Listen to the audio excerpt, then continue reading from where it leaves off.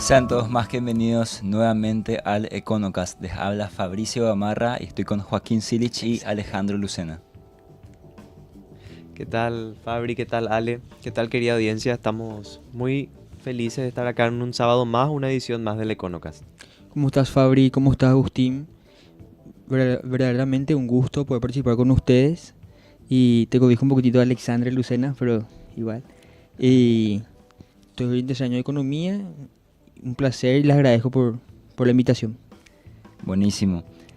Esta semana fue una semana muy movida en el ámbito económico, en el ámbito financiero y en el ámbito geopolítico. Hay tanto de qué hablar y yo creo que lo mejor que podemos hacer es empezar por lo nacional y después vamos a lo regional y global. Asimismo, la primera noticia del día. Paraguay inicia su proceso de integración con la OCDE.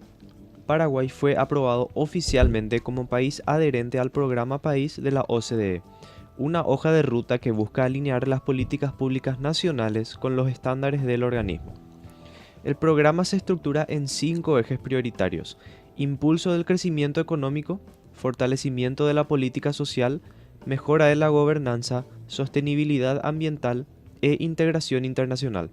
Tendrá una duración inicial de 3 años con posibilidad de renovación y acompañamiento técnico continuo del organismo. Este proceso representa un salto institucional para el país y lo posiciona dentro del grupo de naciones con mayor proyección de reformas estructurales en la región. Bueno, Paraguay había iniciado su proceso ya hace unos años y este gobierno había mencionado que era una bandera de lo que iban a estar haciendo en su gestión, un objetivo de los fundamentales.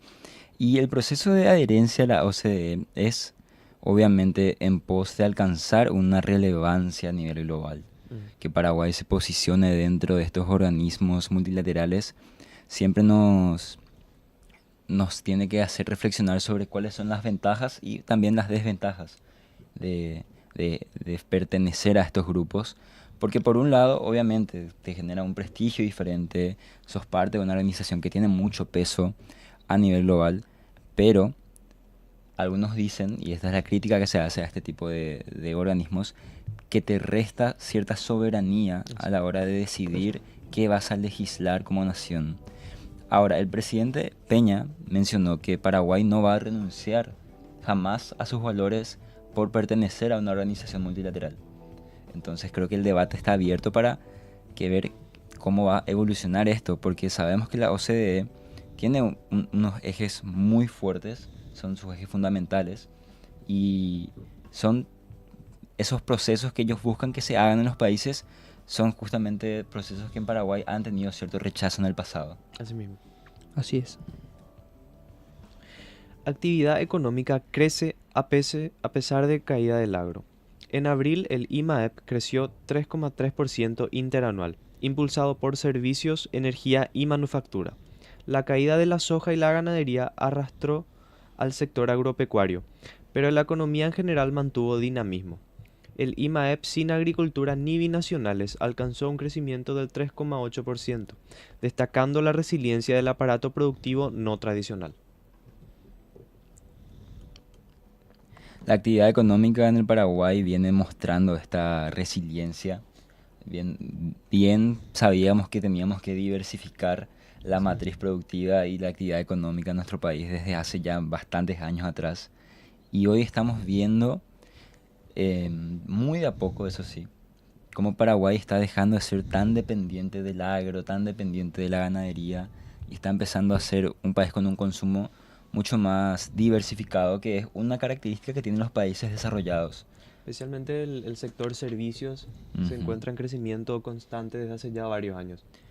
Totalmente.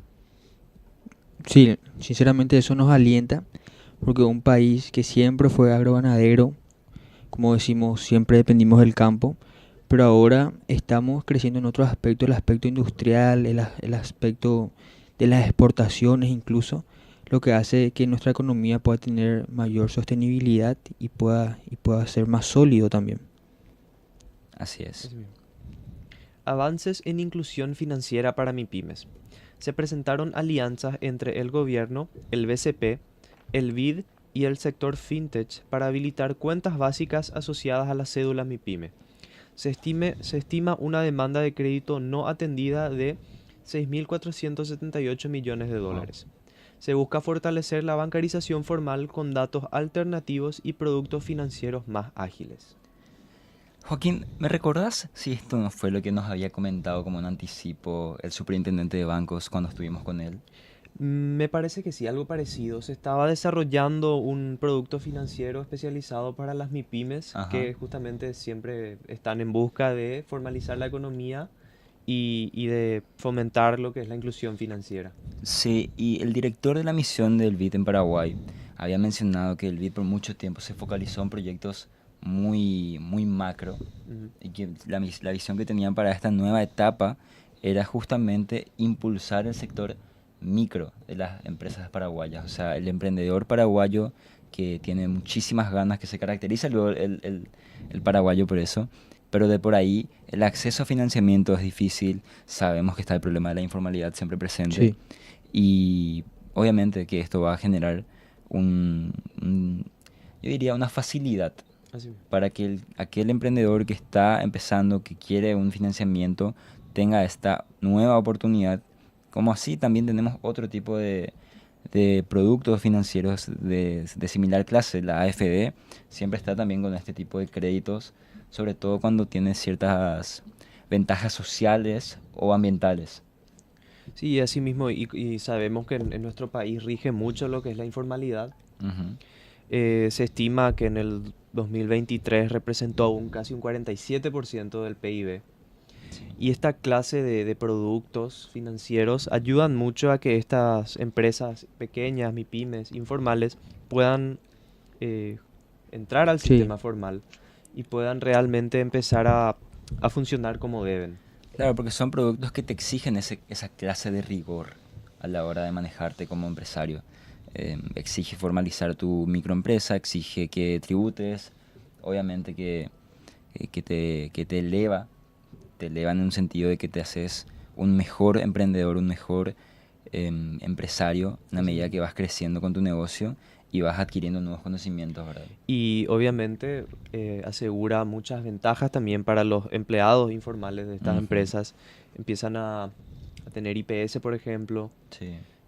se formalizan, comienzan a cobrar el sueldo mínimo, que es algo que siempre es un poco complicado en Ajá. esas empresas informales. Claro, simboliza una ganancia tanto para los clientes, para el dueño y para los empleados. Así mismo. Pasando a lo que viene siendo lo regional, tenemos malas noticias que dar respecto a países muy queridos, Colombia, México en este caso, y también Estados Unidos, pero viendo por partes, Colombia, ¿qué está pasando con Colombia? Colombia bajo presión institucional y económica. La suspensión de la regla fiscal y la posible convocatoria a una asamblea constituyente en Colombia han elevado la percepción de riesgo entre inversores. Empresas estadounidenses alertaron sobre un deterioro del clima de negocios y la inseguridad jurídica. Esto podría frenar inversiones estratégicas en sectores como infraestructura, energía y banca. Mucho que desglosar de esta noticia, ¿por qué? Bueno, básicamente lo que yo creo se puede leer de lo que está pasando en los mercados en Colombia y en el sector empresarial es que le dijeron basta al gobierno actual, Mm, en un sentido de que no se puede hacer empresa en un país en el que la propiedad privada no se respeta a cabalidad, en el que el Estado te pone trabas para que vos puedas desarrollar tus emprendimientos. Obviamente que la regulación es buena y es necesaria. Ahora, ¿qué estaba pasando en Colombia? En Colombia estaba el caso de que el gobierno y el ejecutivo sobre todo estaba avanzando sobre un montón de cambios respecto a cómo era el sistema para que las empresas multinacionales, por ejemplo, puedan ingresar a hacer negocios en Colombia.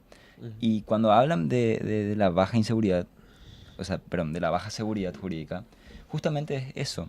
Vos le pones un escenario al empresario que venga a tu país a invertir y viene a invertir y les cambias todas las reglas del juego. Así mismo. Obviamente que va a generar crispación, obviamente que eso va a generar Claro. un rechazo a estas políticas que están queriendo implementar.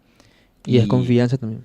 totalmente, y mencionas la palabra desconfianza, porque es lo que últimamente ha generado el presidente de Colombia, el presidente Petro. ¿Recuerdan el incidente el incidente diplomático con Estados Unidos? Sí, Ese tipo de cosas que uno dice no condicen con el nivel económico que tiene Colombia. Colombia es un país sumamente desarrollado, mucho más grande económicamente que Paraguay. Tienen, por ejemplo, la empresa bancaria FinTech que más ha revolucionado en los últimos 5 años, no quiero decir 20 porque sabemos que es Mercado Libre, pero 5 años atrás, Nubank, salió en parte de Colombia, es también de México y Brasil, pero ese tipo de empresas están en Colombia. Sí. Y tener un gobierno que desaliente ese tipo de empresas, empresarios, a quedarse, a confiar en que en Colombia se puede, es perjudicial. Es la famosa institucionalidad Ujú. que tanto se menciona acá en nuestro país también. Y como bien dijiste, se trata de plantear unas reglas de juego y que esas reglas de juego después se queden estables. Ujú. Que, no, que el empresario que quiere emprender en Colombia, en Paraguay, en donde sea, no tenga que estar tratando de resguardarse de posibles cambios de las reglas de juego y Sí. que tenga realmente un escenario estable donde desarrollar su actividad. Claro, porque ¿qué busca el empresariado? El empresariado no busca en sí que sean, sea un país con las mejores políticas de todo tipo. Simplemente busca un país en el cual la política tenga cierta claridad en un sentido estatal. Ujú. ¿A qué me refiero? Hay políticas que son gubernamentales, que cambian según el gobierno, y hay políticas que son estatales, que gobierne quien gobierne, uno sabe, eso no va a cambiar. Qué sé yo, en Paraguay, en años anteriores, en los primeros años de los 2000, izquierda, derecha, vamos a sentarnos cuánto vamos a cobrar de tributos a la gente, a la población. Bueno, ¿por qué no hacemos 10% IVA, 10% renta y 10% dividendos? Ok, bien, ese es un sistema que va a funcionar. El no pago de impuestos es altísimo, bajemos los impuestos, que eso se mantenga, vamos a ver cómo evoluciona. Paraguay empezó a recaudar muchísimo más a partir de ese momento. ¿Por qué? Porque hubo una conjunción de acuerdos políticos y técnicos que nos permitieron tener un sistema estable. ¿Para qué? Para que el que venga a Paraguay a invertir sepa, esté seguro que no va a pasar si es que cambia un gobierno, que el sistema tributario va a cambiar. Ujú. Ese tipo de seguridades es las cuales un país tiene que buscar a la hora de traer capital extranjero a invertir. Inclusive capital nacional, ¿por qué no? Porque a veces no, por pasa supuesto. que, que- Capital Nacional. Bueno. que hay capital nacional que se tiene que ir de su propio país, aunque no quiera, porque las condiciones de juego son horribles. Eso pasó en Venezuela. O sea, y sabemos cómo están hoy, ¿verdad? México en alerta por inflación y estancamiento. La inflación interanual alcanzó el 4,42%, mientras crecen las señales de desaceleración económica. Banxico estuvo bajo presión para equilibrar la estabilidad de precios con la necesidad de sostener el crecimiento, en un contexto regional cada vez más volátil. Así es. México, creo, sí, sin lugar a dudas, es un país de referencia para nosotros y para toda América Latina. Es una de las economías más fuertes. Sabemos que son vecinos estratégicos de Estados Unidos y prácticamente todo lo que ocurre en México tiene un impacto en Estados Unidos, y si en Estados Unidos tiene un impacto, seguramente se ve reflejado en el resto del mundo de alguna otra manera. Así mismo. Revés legal para los aranceles de Trump. Un tribunal de comercio de Estados Unidos declaró inconstitucionales los aranceles globales impuestos bajo la Ley de Emergencia Económica. El fallo refuerza la división de poderes y limita la capacidad del Ejecutivo para regular el comercio sin autorización del Congreso. La Casa Blanca apelará, pero el precedente es contundente. Bueno, este fue el tema, yo creo, de los últimos ya 2 meses. Eh, el presidente Trump había elevado los aranceles de una manera global, Mm. y creo que eso es el punto en esta cuestión, porque no fueron eh, aranceles. Viste que los aranceles se estudian por mercados, se Sí. estudian por diferentes países. No es el mismo arancel, el arancel al acero que el arancel al cemento, por ejemplo, o a la soja, etcétera. Entonces, este tipo de arancel que había impuesto el presidente Trump de a todo producto importado de este país, este arancel, Ujú. es eso lo que este fallo calificó de inconstitucional. Y también yo creo que previendo eso el Ejecutivo había mandado una orden de pausar por 90 días, ¿se acuerdan? Esto fue previo, Sí, pausar esos aranceles. con China. Sí, En este caso fueron con China. sí. Entonces con China ahora están en un periodo de negociaciones de tira y afloja fortísimo, y vamos a estar hablando también de eso. Pero nada, el presidente Trump llevó a cabo esa política. El sistema de poderes en Estados Unidos le permite a la Corte hacer este fallo que limita el poder del Ejecutivo, lo cual es, como hablábamos de institucionalidad, algo muy favorable Sí, para poder saber y estar seguros de que un presidente o el Ejecutivo de un país no puede hacer todo lo que se le canta. así mismo. Y pasando a las noticias ya que involucran al resto del mundo, tenemos Primero malas que nada, noticias. otro conflicto bélico. Irán e Israel al borde de una guerra abierta. Israel atacó instalaciones nucleares y eliminó figuras claves del aparato militar iraní. Irán respondió con una oleada de drones y prometió una represalia dura e inminente. Países del Golfo condenaron el ataque israelí. La crisis pone en riesgo el estrecho de Hormuz, vital para el comercio de petróleo, y podría frustrar las negociaciones nucleares previstas con Estados Unidos en Omán. Y acá hay mucho que lamentar, ya son cientos de muertos debido a estos ataques que se estuvieron dando ayer a la noche, inclusive. Sí, Entonces, ¿qué decir de esta zona que cada cierto tiempo parece que periódicamente pone en jaque al Sí, resto del mundo? así mismo. así mismo es. El presidente Trump ya aclaró que, como siempre, Estados Unidos va a tomar la postura pro-israelí, Ujú. y veremos cómo siguen estos... Porque por ahora son bombardeos. Sí. Esa zona, especialmente Israel, sufre casi periódicamente de bombardeos Ujú. y tienen su famosa la barrera de hierro, Sí. pero esto está por explotar en lo que podría ser ya un conflicto armado más grande. Sí, mira, esta zona es una zona estratégica para el resto del mundo. Es uno de la zona en sí es una de las mayores productoras de petróleo, que obviamente nos abastecemos todos de este producto, indirecta o directamente. Y como sabemos, los mercados siempre son los primeros en reaccionar. ¿Y cómo reaccionaron? Bueno, obviamente el precio del petróleo se disparó. Había leído más del 12% en una hora, luego de los primeros bombardeos. Y genera una nueva faceta dentro de toda esta incertidumbre que estamos viviendo. Sabemos que la, la perspectiva de crecimiento global del Banco Mundial fue ajustada a la baja justamente. Asimismo, esa es la siguiente noticia. El Sí. Banco Mundial proyectó un crecimiento global de apenas 2,3% en 2025. Fue el Sí. nivel más bajo desde 2008, fuera de recesiones. Imagínate lo que es eso. O sea, en un escenario en el cual no vamos a estar en recesión, este es el más bajo crecimiento que vamos a Sí. registrar Desde probablemente. el 2008, un año de una crisis a nivel mundial Sí. que hasta ahora recuerda gente tanto del aspecto económico como de otros ámbitos, ¿verdad? Ujú. Fue un punto de inflexión tanto a nivel de los Estados Unidos como a nivel global. Y desde el 2008 otra vez estamos teniendo estos datos, Ujú. lo que genera cierta preocupación. Asimismo se dan en el contexto que estamos justamente hablando de incertidumbre con los aranceles, de muchos conflictos bélicos a nivel internacional, en los que el crecimiento global evidentemente se ve afectado. Claro, es que iba a ser así. Le metieron ruido a la economía que venía estable.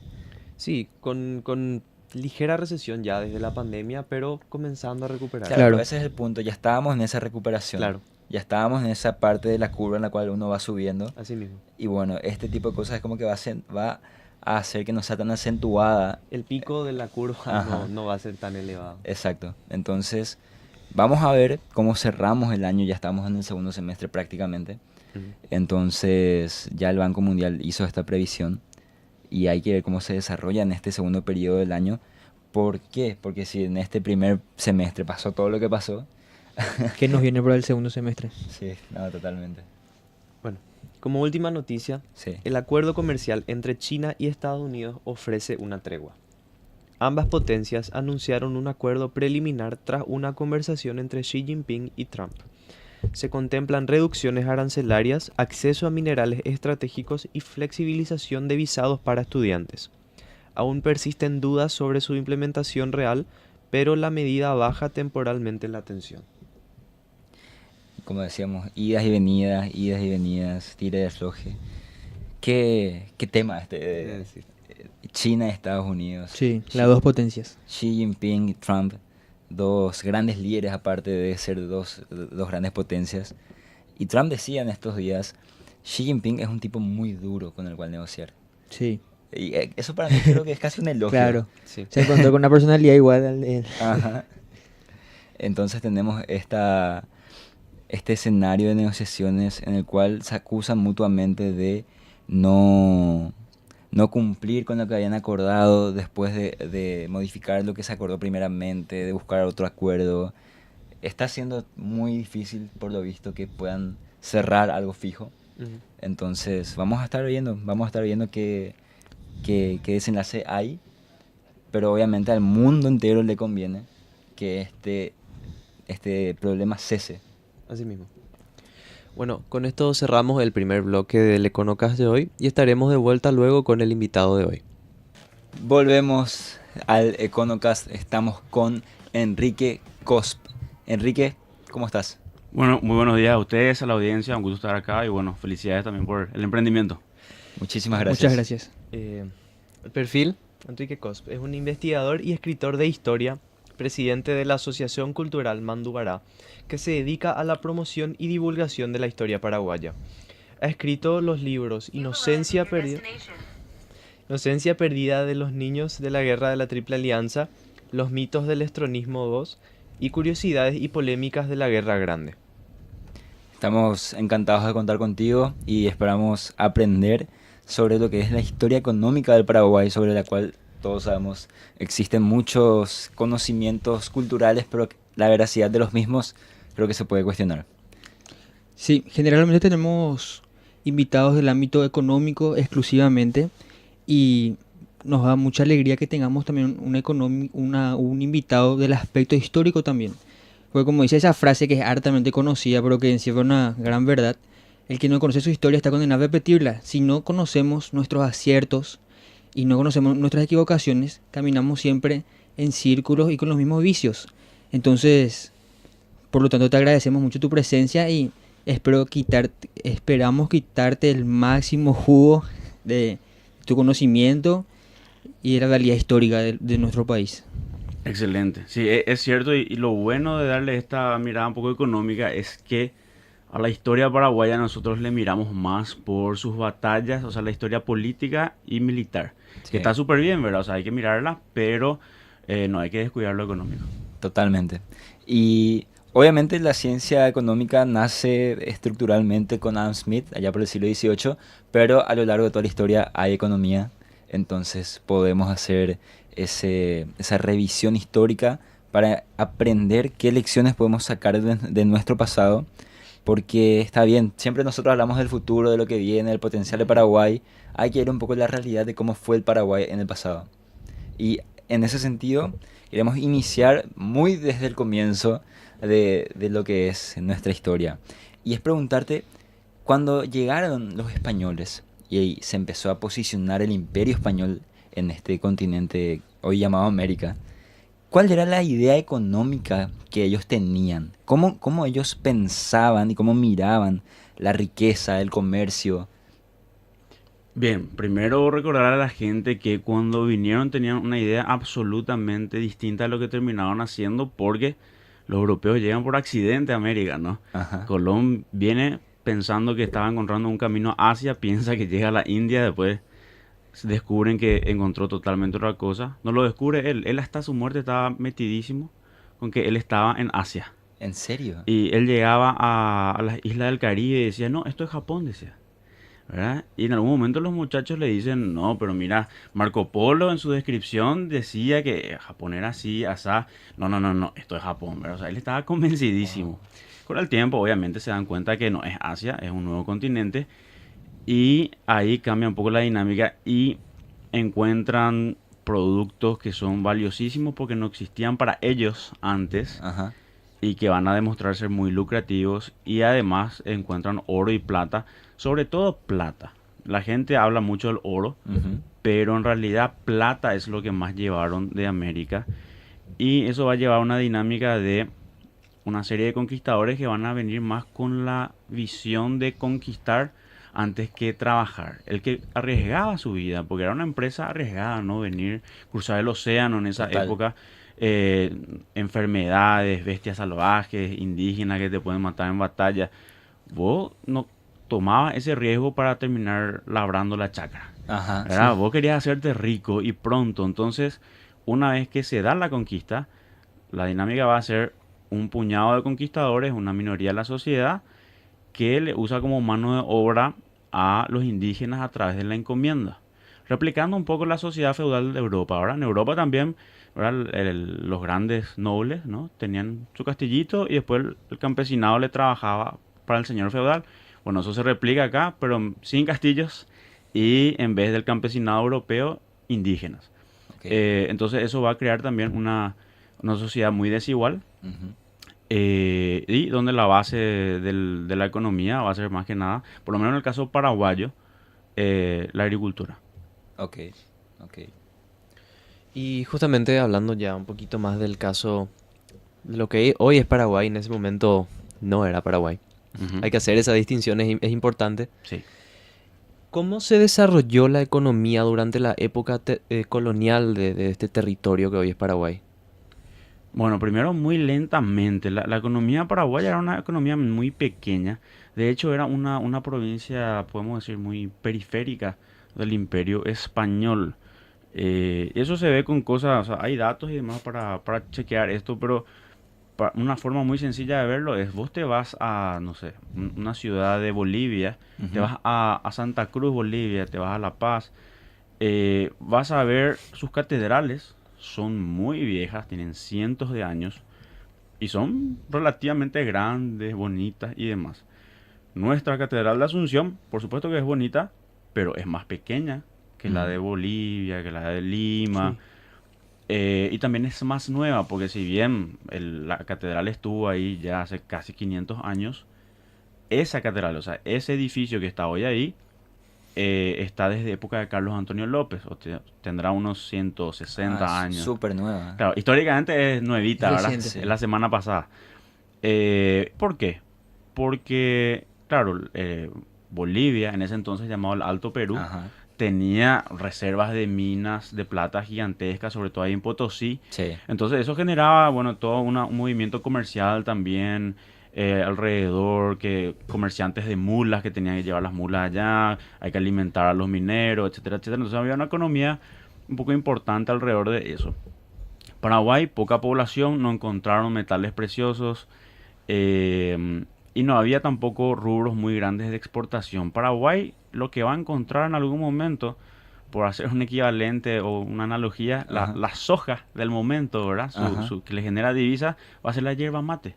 Ah, mira. La yerba mate, el comercio de la yerba mate, porque no solamente van a desarrollarlo eh, acá en Paraguay, o sea, se adquiere el hábito en Paraguay, sino que en todo el Río de la Plata e incluso en lugares donde después se pierde el hábito. Por ejemplo, se llegó a exportar yerba mate hasta Chile, Perú, y la yerba mate va a ser como el producto de exportación estrella durante un buen tiempo, ¿verdad? Pero a pesar de eso, de nuevo, va a ser una economía muy limitada, muy el clásico exportador de materias primas. Ujú. Y la presencia de moneda va a Ujú. ser muy disminuida también. Los intercambios en el Paraguay colonial muy a menudo se dan a través del trueque, Wow. porque la moneda es escasa, no hay mucha moneda. Eh, entonces, esa va a ser el panorama más o menos del Paraguay colonial, una provincia muy pobre. Y un último dato como para fijar que realmente la economía estaba poco desarrollada, uno de los últimos gobernadores españoles, no me acuerdo si fue Joaquín Aló de Bru o Pinedo, no me acuerdo, pero uno de los últimos le hace un reporte al rey de España, Ok. donde le describe justamente la pobreza de la provincia y él dice, es común ver a muchos de los súbditos de la provincia desnudos o semidesnudos, porque Wow. no tienen mucha ropa, ¿verdad? No porque les gusta nomás correr como Anda. hippies, ¿verdad? Sino porque no, por la pobreza, ¿verdad? Y la ropa antes de la revolución industrial era muy cara, ¿verdad? Este era un factor común, mientras que la provincia del Paraguay era parte del virreinato del Perú y del virreinato del Río de la Plata. O cuando pasamos a ser parte del virreinato del Río de la Plata, cambió algo. Yo diría que no cambia demasiado, cambia, es más bien un cambio político-administrativo, ¿no? Donde Ajá. básicamente si hay algo que resolver acá en Asunción o en Paraguay, en vez de apelar a la siguiente autoridad más alta, que es el virrey, en vez de mandar tu carta a Lima, que Hasta quedaba Lima. lejos, mandabas a Buenos Aires, que estaba más cerca, pero también estaba un poco lejos. Sí. Yo diría que más que esa división administrativo-política, Ujú. lo que pesó fue el puerto, ¿no? Claro. Porque el puerto de Buenos Aires desapareció más o menos 50 años después de ser fundada, porque en 1541 se ordena la evacuación de Buenos Aires. Mucha gente no sabe eso, que Buenos Aires desapareció del mapa y todos vinieron a Asunción. Entonces Asunción era, por eso se le llamó también Amparo y Reparo a la Conquista, porque era el centro de la conquista de Asunción, hasta que en 1580 una expedición de Asunción refunda Buenos Aires. Pero obviamente eso crece lentamente, entonces no sería todavía como el gran puerto que después fue.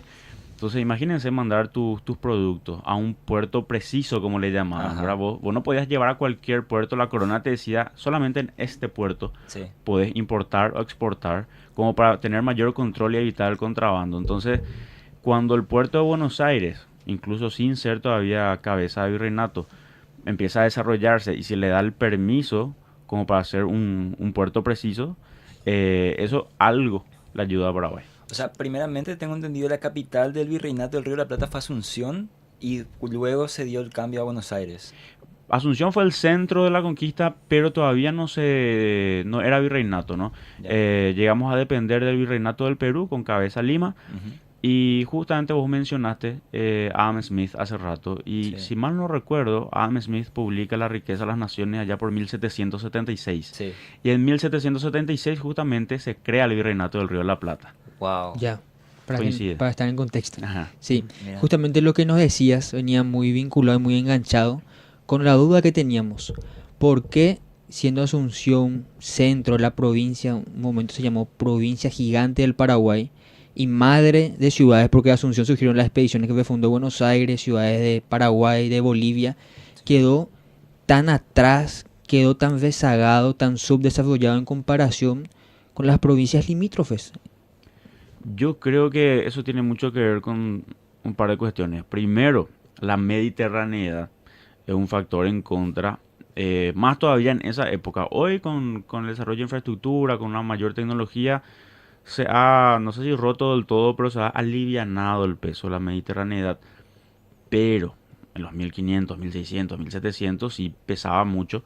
Eh, Incluso una desventaja de la mediterraneidad es que vos no le puedes cargar la misma cantidad de cargamento a un barco fluvial que a uno marítimo, ¿no? Por la densidad del agua, por la sal. Total. El marítimo puede llevar mucha más carga. Y además por el tamaño de los canales. Ujú. Entonces la mediterraneidad jugó en contra. Otra cuestión fue que, como dije, el Imperio Español no le prestó tanta atención. Después de ese momento inicial, que sí le prestó atención a Paraguay, pero incluso esa atención que se le presta a Paraguay era para como un camino al Perú, un lugar para llegar a donde Ajá. estaba la plata, el oro. Una vez que se decepcionan, había sido no, acá no había eso y además los conquistadores llegaron por otro lado al Perú, Francisco Pizarro, ya no había esa motivación y queda muy del lado de la provincia. Entonces una economía agrícola, como dije, una sociedad muy desigual. Y acá hay algo muy interesante, una hipótesis a la que yo adhiero bastante, Ok. de Acemoglu y Robertson era el otro, Robinson. Robinson, gracias, que por qué fracasan los países, ¿no? Ajá. Y él habla un poco largo, pero resumiendo mucho, que las sociedades que tienen instituciones económicas y políticas inclusivas, o sea, donde el poder económico y político se reparte, mayor cantidad de gente participa de eso, eh, prosperan esas sociedades, ¿no? Y las que hacen lo contrario, no. Y en lo de América y Paraguay es un caso que muestra muy bien eso. ¿Por qué? Porque fíjense Estados Unidos. Estados Unidos es a la inversa de lo que yo les dije. No fueron unos cuantos conquistadores que dijeron vamos a hacernos ricos rápido agarrando el oro y semi-esclavizando a los indígenas, sino que son familias, ¿verdad? Que va el papá con la mamá, con los hijos, que cruzan el océano porque están hartos de la intolerancia religiosa en sus países, entonces van a un lugar donde no los van a perseguir, entonces son unidades familiares que cada una tiene su granja, no hay tantas desigualdades porque yo tengo mi chacra más o menos igual que la de mi vecino, ¿verdad? Claro. Sí. Entonces se desarrollan una economía un poco más inclusiva, o sea, comparativamente a la nuestra por lo menos, que lleva después a instituciones políticas más inclusivas. Entonces esa diferencia hace mucha diferencia, vale la redundancia. Totalmente. En Paraguay lo que tuvimos fueron extractivas, Mm, instituciones exacto. extractivas. Hablando, También, hablando un poco, mencionamos lo que fue la yerba mate, Ujú, que sabemos que fue trabajada en las reducciones jesuíticas, incluso se la llegó a conocer como el oro verde. ujú. Y ¿podés explicarnos un poco cómo se dio eso y cómo impactó la yerba mate a la economía del Paraguay en su momento? Sí, la yerba mate, como dije, un gran rubro de exportación en su momento y que fue impulsado con mucha fuerza por los jesuitas. Ah, ahí está. Los jesuitas hacen algo que el resto del Paraguay no había hecho todavía. Incluso después de que se fueron los jesuitas, acá no se hizo lo que ellos hicieron, que fue cultivar artificialmente, entre comillas, en sus misiones la yerba mate, porque la yerba mate se recogía de manera silvestre, o sea, te tenías que meter al monte y buscar y cargarte en la espalda y sacar del monte la yerba mate, lo cual era obviamente muy problemático. Esos eran los famosos mensú. Los mensú, más ¿verdad? adelante sí. Que sí, que en realidad, o sea, existieron desde que hay yerba mate básicamente, pero el nombre mensú sí es más nuevo. O sea, no había esa conciencia de que hay que Ah, denunciar y vamos a llamarle los mensú.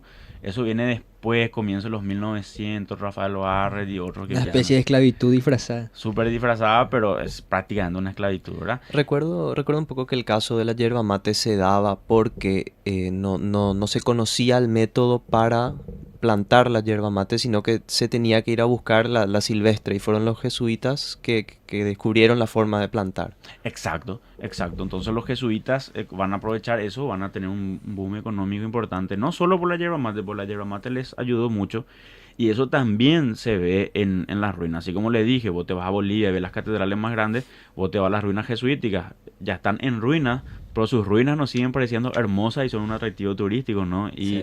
Y esos son los templos o ya algo derruidos o incompletos. ¿Verdad? Muchos de esos son templos que no se terminaron, pero aún así uno ve lo fabuloso que eran. Ujú. Eh, y allá lejos, en medio de los montes, entonces los jesuitas tuvieron una competitividad económica importante y hay que decir que tuvieron una ventaja que les dio la corona, que la corona no les cobraba los mismos impuestos que le cobraba a la gente fuera de las misiones. Ah, mira. Entonces eso también va a generar recelo y una competencia Ujú. desigual. Totalmente. Y bueno, en Paraguay tenemos también, próximamente llega el caso de las independencias y demás, llega el periodo del doctor Gaspar Rodríguez de Francia. Ujú. Yendo a ese periodo, entendemos nosotros como la actualidad del comercio internacional revolucionó todo. Y él hace una política de aislación del Paraguay. Obviamente las necesidades políticas de la época eran otras, pero hoy nos cuesta a nosotros entender cómo funcionaba eso. Porque es tan natural para nosotros ver todos los productos que tenemos, por ejemplo, sobre la mesa y decir cuántas cosas de acá realmente son producción paraguaya. La mayoría ha de ser internacional. Y decimos, Paraguay vivió 40 años, más de 40 años aislado del mundo. ¿Cómo fue eso? Eh, Me gusta esta pregunta porque conecta con lo que vos decías al comienzo del programa, esto de que si no conocemos la historia, repetimos errores, y acá yo detecto un error que no hay que repetir. Así que la gente que está preparando su almuerzo, su asado, le pido que suspenda todo porque esto es importantísimo. Hay gente, yo le escuché más de una vez, o les leí también, a personas decir, hay que volver a la época del doctor Francia, cerrar las fronteras para ser autosuficientes y bla, bla, bla, ¿verdad? Bueno, ojo con eso porque el Paraguay del doctor Francia fue autosuficiente más o menos. Fue autosuficiente, podríamos decir, en términos de economía de subsistencia. Exactamente. O sea, vos, y sí, y vas a tener maíz en la mesa, ¿verdad? Sí. Si esa es tu única expectativa económica en la vida, bueno, genial. Pero si querés tener más cosas, si querés tener una serie de servicios, productos, querés tener ropa de calidad, ¿verdad? Tenés que abrirte al mundo.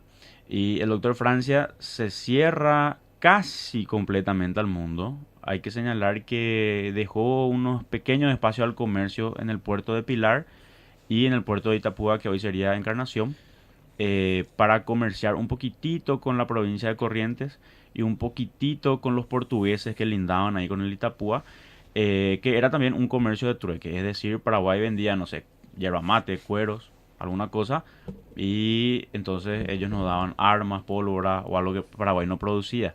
Entonces, una economía de subsistencia, pero no le genera una riqueza al Paraguay. Mucha gente dice, gracias a la riqueza que acumuló el doctor Francia, después Carlos Antonio López pudo hacer lo que hizo. Y no, vos mirar las cuentas, los números, y realmente hay un antes y un después de que el doctor Francia cierra el país y después el país se abre al comercio internacional con Carlos Antonio López. Ahí sí se da el despegue. Y ahí hay que entrar y meterle de lleno porque hay mucho también que yo creo desmitificar. Sí. Muchísimo. Pero es cierta esa versión que en la época de Doctor Francia no existían pobres como conocidos. Por ejemplo, que nadie se iba a morir de hambre. Iba a comer maíz, pero iba a tener comida todos los días. ¿Es cierto esa teoría, por así decirlo? Y depende un poco del parámetro que usamos para definir pobre, ¿no? Probablemente no había así esa mendicidad general. A lo mejor no te ibas al mercado y encontrabas un montón de niños pidiéndote moneda, ¿verdad? Eh, Como dije, una economía de subsistencia. El doctor Francia, por ejemplo, se fijaba mucho en... Él tenía el poder absoluto y también no delegaba. Es impresionante cómo el doctor Francia, hasta cositas así Sí, chiquititas, no él tenía manejaba. confianza en nadie el señor. No, en nadie. Y entonces, por ejemplo, vas a encontrar cartas de él que le dice, la señora tal, de tal pueblo, ¿verdad? Que es viuda, está necesitando, ¿verdad? Una ayuda. Mandarle un poco dos vaquitas acá de una estancia del Estado, o un poncho, ¿verdad? Para que use cosas así. O sea, se le daban algunas ayudas a la gente. Pero, ¿qué tenía el paraguayo promedio de la época? Quizás tenía un ranchito, la mayoría de la población rural, ¿no? Con suerte tenía una vaquita, dos vaquitas, y con suerte también alguna prenda de vestir, ¿verdad? No es que tenían un ropero para cambiarse cada día a la semana. Entonces, para los estándares de hoy, paupérrimo, ¿no? Claro. Ya. Y hablamos recién, dijiste que en las zonas rurales la gente tenía su ranchito y demás. ¿Y cómo se desarrollaba la actividad económica en Asunción entonces? Y Asunción, bueno, básicamente primero sede del gobierno, también había un comercio mínimo, ¿verdad? Pero el comercio realmente quedó en ruinas, salvo esos paréntesis que se abrieron. De hecho, que hay descripciones en la época que en la bahía de Asunción vos veías ahí los barcos pudriéndose quietos, ¿verdad? No, muere el comercio y muere o sea, económicamente muere la clase comerciante, ¿no? Entonces lo que hacía la gente en Asunción, que era una ciudad pequeña, no habrá pasado en el mejor momento el doctor Francia a los 10.000 habitantes, Asunción, un pueblito, y la mayoría de la gente vivía en el campo, ¿no?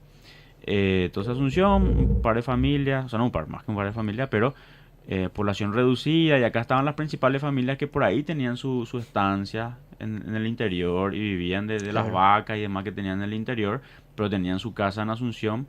Y la actividad comercial en Asunción era más que nada el mercado Guazú, que está hoy en lo que hoy sería la Plaza de la Democracia, frente al Banco Nacional de Fomento, Hotel Guaraní.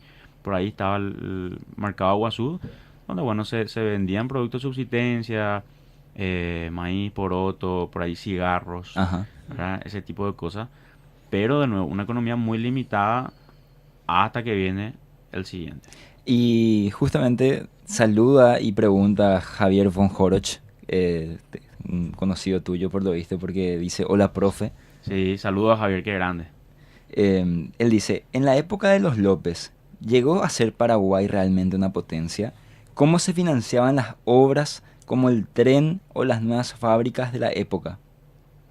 Le agradezco a Javier esta pregunta porque él puede ayudar a disipar mitos de mucha gente. Paraguay no fue una potencia durante tiempo los López. Sí hay que decir, tuvo un desarrollo industrial incipiente, que de hecho coincide, ¿verdad? La revolución industrial que empieza a finales de los Sí. 1700, se fortalece en los 1800.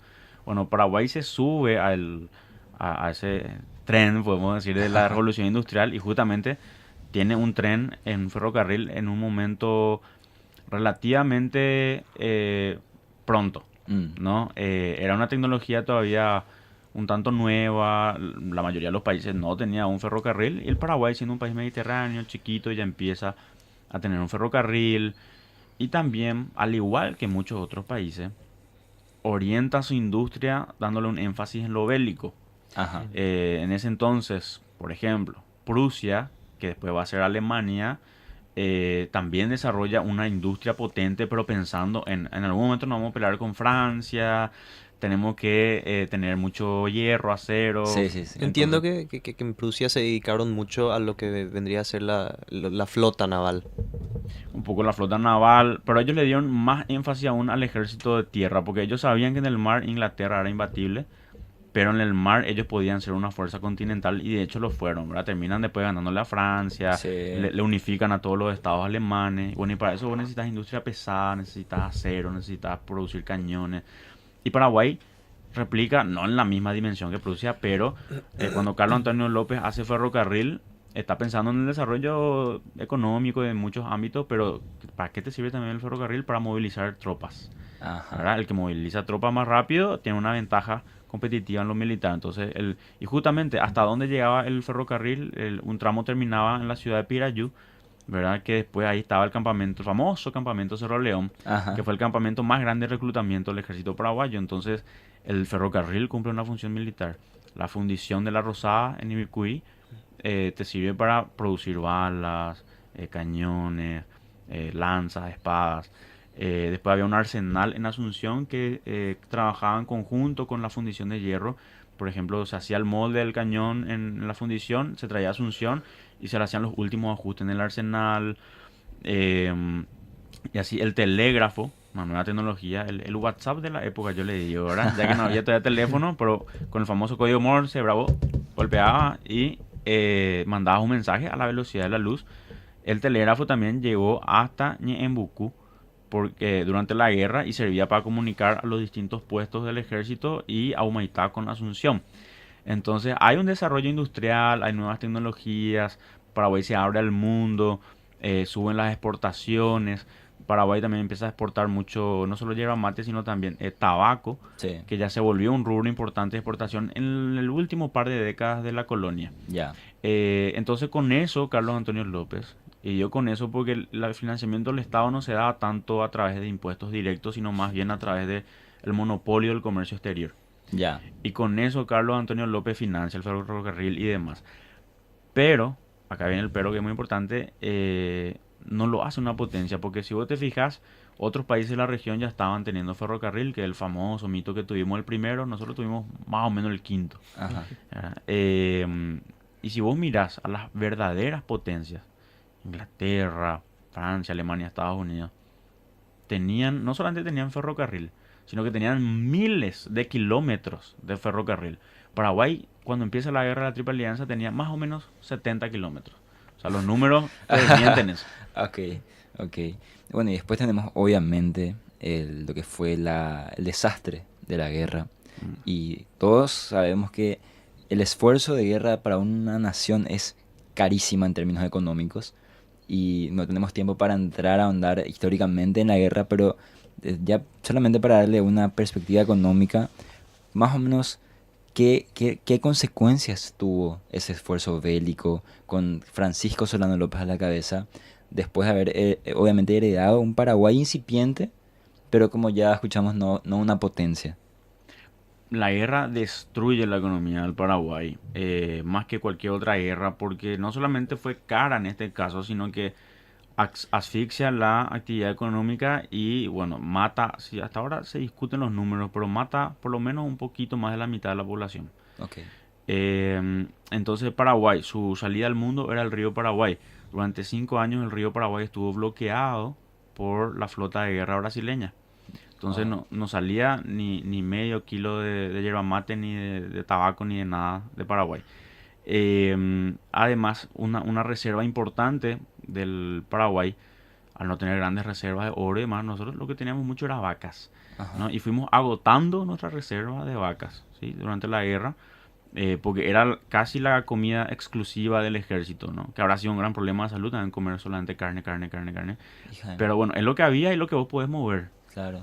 fácilmente. Tu comida camina sola, ¿verdad? Entonces la vaca es la reserva de comida del ejército y con el tiempo se van acabando las vacas. Entonces el hato Claro. ganadero casi desaparece del Paraguay, y la mano de obra pasa del campo al ejército.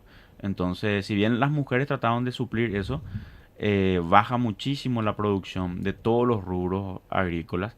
Y bueno, y después la destrucción de la guerra, que no solamente destruye la economía del campo, sino que esas incipientes industrias, por ejemplo, la fundición de hierro es destruida durante la guerra. Ajá. Entonces el Paraguay se va a quedar muy lastimado en todo sentido y le va a costar levantar cabeza de a poco, van a volver a crecer la población, a volver a tener algunas industrias, pero el golpe económico es terrible, o sea, si hace un gráfico es así una caída abrupta. Entiendo. Y Y tuvo graves consecuencias después. sí, no, No nos totalmente. recuperamos mucho tiempo. Sí, es de larga data la... Bueno, después también entran muchos factores, que después también hubo periodos de mucha inestabilidad y demás, Sí, ¿verdad? Sí. ya. Pero sí, es difícil, yo creo, encontrar un caso igual o parecido de tal nivel de destrucción, comparada con nuestra guerra. Haciendo un pequeño repaso, encontramos entonces que en términos económicos Paraguay y los territorios que fueron, que estaban aquí, todavía no eran Paraguay en sí, o sea, desde la época imperial, fue un territorio que estaba apartado, no tenía un desarrollo económico pujante, luego viene la independencia, nos cerramos al mundo prácticamente, luego nos abrimos al mundo de vuelta, una novedad fue Paraguay, entiendo, en ese momento, y empieza a ser algo incipiente. Paraguay parece que empieza a tener estos atisbos de potencial en la región, llega la destrucción de la guerra, obviamente se termina el gobierno de los López, empieza una reconstrucción nacional y estamos entrando ya casi, casi en los 1900. O sea, Paraguay más o menos a partir de esa época puede decir empieza a entenderse un contexto de cierta estabilidad y llega la guerra del Chaco. Sí, Sí, tenemos tanta mala suerte, por así decirlo, porque cuando estamos recuperándonos económicamente con don Carlos Antonio López, Paraguay estaba creciendo. No, hombre, viene la guerra de Triple Alianza. Después, con Ayala, un periodo muy fructífero para el país, viene, estalla la guerra del Chaco. Y, no, y hasta ahora, no sé, sí, yo creo que ya nos recuperamos económicamente, pero hasta hace poco, ¿qué era Asunción? Asunción no era una capital, por así decirlo. Asunción era una aldea. sí, y te da a veces mucha pena cuando vos lees los proyectos que se pensaban y no se hicieron. Mm. Uno de ellos es el agua corriente. Paraguay, o sea, Asunción, ni siquiera te digo Paraguay, Asunción tiene agua corriente, es decir, que vos puedas abrir la canilla en tu casa y que de ahí salga el agua. Creo que en 1956, 7, algo así. O sea, Asunción es la última capital de América en tener agua corriente. Así atrasado estábamos. Pero no, es que se les ocurrió en la década del 50, ¿qué tal si tenemos agua corriente? No, se sabía hace rato que eso se podía y Necesitábamos agua con él. claro, necesitábamos eso. No que vengan nomás ahí la guatera con su burrito y te traigan un cántaro. Ujú. Pero, ¿qué pasa? Cuando se hablaba de eso en la década de 1920, 30 años antes, Paraguay gastaba la mitad de su presupuesto público en preparativos de defensa, porque olía que la guerra con Bolivia se venía. Sí. Sí. 80 años casi de discusión y no había acuerdo, entonces esto se viene. Si vos gastas la mitad de tu presupuesto público en defensa, no te da para estar, vamos a hacer unas cañerías, no te da para nada. Claro, Y de hecho que si uno ve los preparativos de guerra de la Europa de entreguerras, entre la Primera Guerra sí, y la sí, sí, Segunda Guerra Mundial, proporcionalmente, no digo en términos netos, sino proporcionalmente sí. Paraguay gastaba más que Reino Unido, Paraguay gastaba más que Francia. Wow, Entonces es una carga muy grande y bueno, eso traducido a muchos otros proyectos, ¿verdad? Entonces Paraguay le sale bien en el sentido de que gana la guerra y se queda con un territorio muy importante, pero el costo económico y la postergación de proyectos de infraestructura y demás es muy costoso para el Paraguay. O sea, en ese sentido tuvimos muy mala suerte las dos guerras más grandes de Sudamérica. totalmente. Y se nos está acabando el tiempo, pero no podemos dejar de mencionar que también esta semana recordamos lo que fue la paz del Chaco y es una fecha importante para nuestra historia nacional. Yo diría, si hay alguien en este momento que pudo llegar a comprender mejor cuál fue la realidad histórica y económica del país, estas conversaciones valen la pena. Porque hay que ser honestos sobre cuál fue nuestra historia para poder construir algo desde esa base. Y como reflexión, para ir finalizando, yo diría entender que tal vez seamos una generación que pueda empezar a insertar a Paraguay en el mundo y tal vez llegar a ver una potencia regional en como a nuestro país, es algo que nos tiene que motivar. Saber que tuvimos un proceso en el cual llegamos a ser ciertamente un país con mucho potencial y eso se acabó con una guerra desastrosa y posteriormente otra guerra. Es algo que nos tiene que, yo creo, interpelar, reflexionar sobre el tema. Y me encantaría que podamos hacer una segunda parte para hablar de lo que fue desde la época en la que terminó la guerra del Chaco en adelante. Porque tenemos ahí la inestabilidad, la guerra civil, la dictadura, un montón de cosas para desmenuzar de vuelta. Y si nos ponemos rigurosos, recién en la década del 90 Paraguay puede experimentar estabilidad. Y con eso llegó la estabilidad económica. Sí, secundo totalmente lo que dijiste, porque, a ver, este tema de nuestra riqueza del pasado, es importante señalar que no fue así, porque mira, un país que ya llegó a un alto grado de desarrollo, incluso si le toca una guerra, eh, tiene una capacidad de regeneración muy importante. Clásico ejemplo, Japón le tiraron dos Japón. bombas atómicas y hoy Japón una potencia económica décadas después nomás. Sí. Eh, lo mismo, Alemania, ¿verdad? Dos guerras mundiales y se levanta muy rápido. Sí. ¿Por qué? Porque ya tiene la base. O sea, si vos tenés el capital humano, la educación y ciertas cuestiones, te puedes regenerar rápido, ¿verdad? Paraguay no es que tenía todo eso y porque perdió nomás en ese momento, después nos quedamos pobres 100 años. No, es porque no tuvimos lo suficiente tampoco, ¿verdad? Estábamos empezando a caminar.